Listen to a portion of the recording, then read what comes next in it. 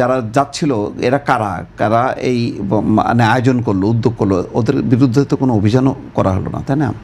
তারপরে যেদিন জানাজা সেদিন বলা হলো সবাইকে জানাজা শেষ করে শাহবাগে জড়ো হইতে।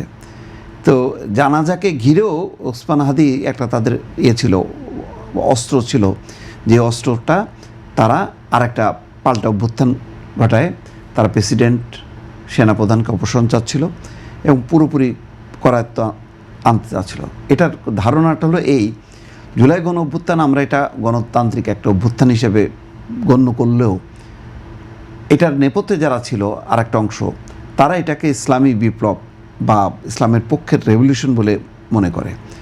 তো তারা যখন কি ফাইনালি পারলো না, যখন কি ওই ধারায় নিতে পারলো না, তখন তাদের মনে হলো যে এখানে বড় বাধা হচ্ছে রাষ্ট্রপতি এবং সেনাপ্রধান।